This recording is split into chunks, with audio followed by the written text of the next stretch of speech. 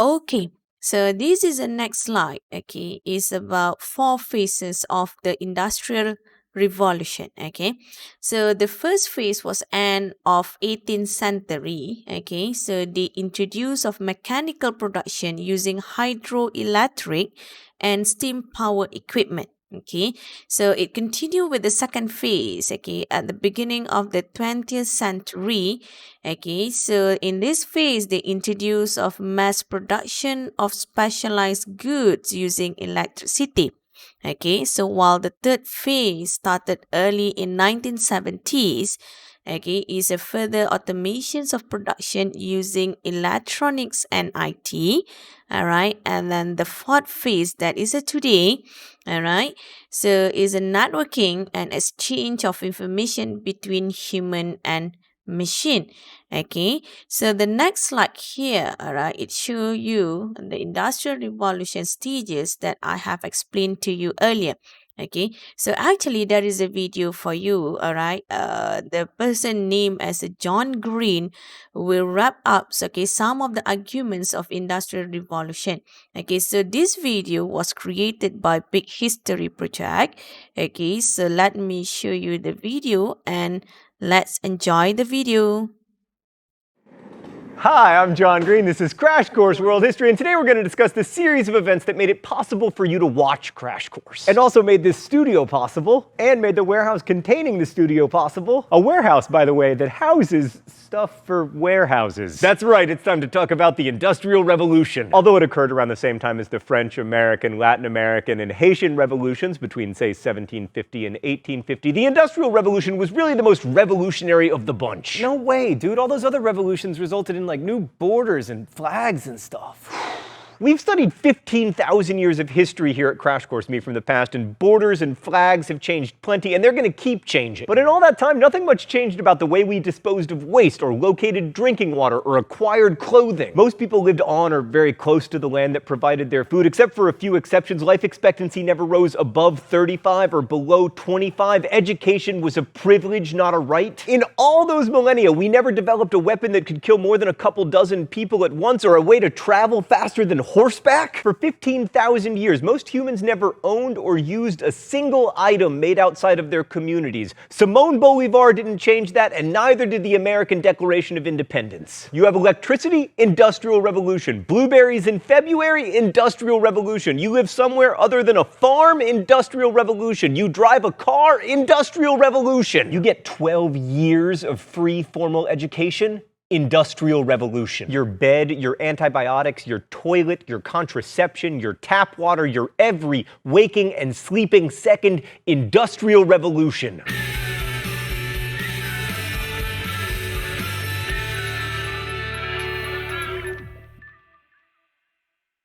Here's one simple statistic that sums it up. Before the Industrial Revolution, about 80% of the world's population was engaged in farming to keep itself and the other 20% of people from starving. Today, in the United States, less than 1% of people list their occupation as farming. I mean, we've come so far that we don't even have to farm flowers anymore. Stan, are these real, by the way? Can't tell if they're made out of foam or digital. So what happened? Technology. Here's my definition. The Industrial Revolution was an increase in production brought about by the use of machines and characterized by the use of new energy sources. Although this will soon get more complicated, for our purposes today, industrialization is not capitalism, although as we will see next week, it is connected to modern capitalism. And the Industrial Revolution began around 1750, and it occurred across most of the Earth, but it started in Europe, especially Britain. What happened? Well, let's go to the thought bubble. The innovations of the Industrial Revolution were intimately interconnected. Like, look for instance at the British textile industry. The invention of the flying shuttle by John Kay in 1733 dramatically increased the speed of weaving,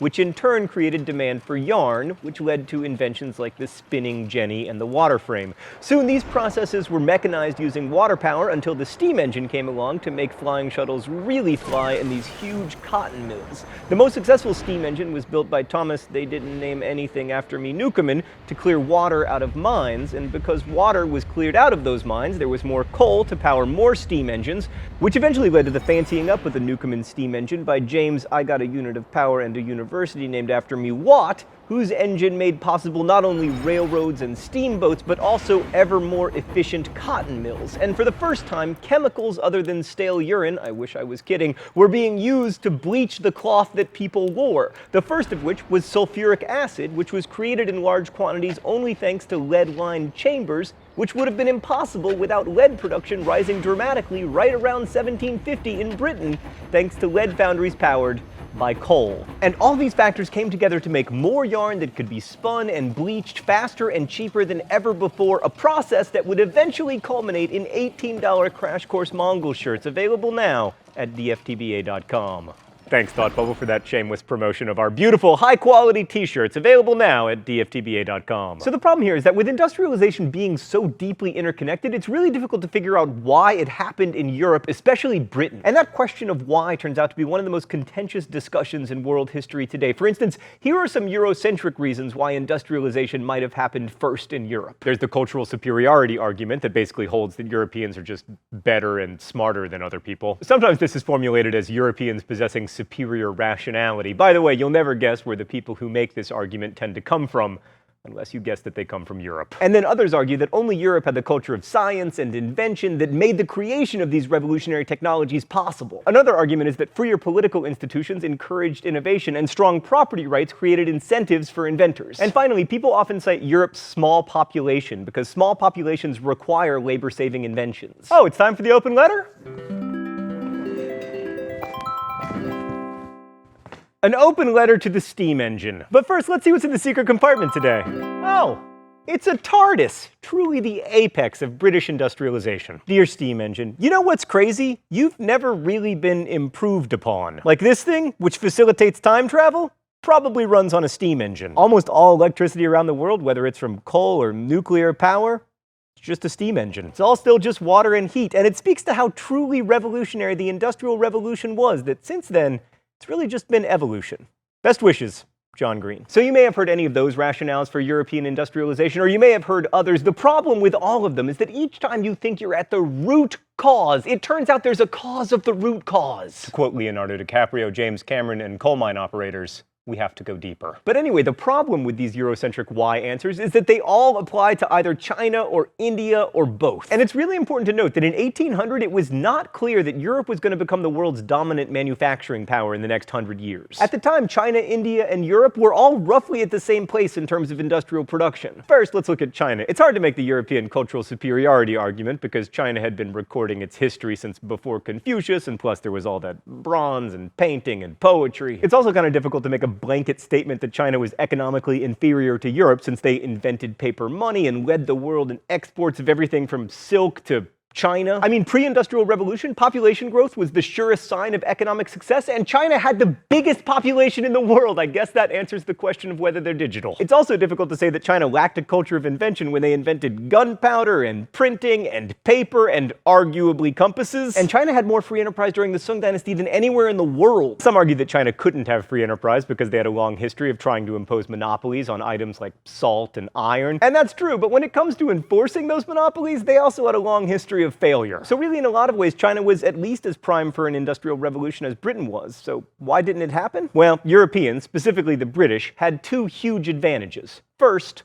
coal. When you trace the story of improved transportation or communication or industrial efficiency or better chemical manufacturing, it always comes back to coal, because the Industrial Revolution was all about using different forms of energy to automate production. And England had large supplies of coal that were near the surface, which meant that it was cheap to mine, so it quickly replaced wood for heating and cooking and stuff. So that encouraged the British to look for more coal. The only problem with coal mining, aside from it being, like deadly and everything, is that the coal mines flooded all the time. I guess coal mining is also a little problematic for the health of the planet. But because there was all this incentive to get more coal out of the ground, steam engines were invented to pump water out of the mines. And because those early steam engines were super inefficient, they needed a cheap and abundant source of fuel in order to work, namely coal, which meant they were much more useful to the British than anyone else. So steam engines used cheap British coal to keep British coal cheap, and cheap British coal created the opportunity for everything from railroads to steel, which, like so much else in the Industrial Revolution, created a positive feedback loop. Because they run on rails, railroads need steel, and because it is rather heavy,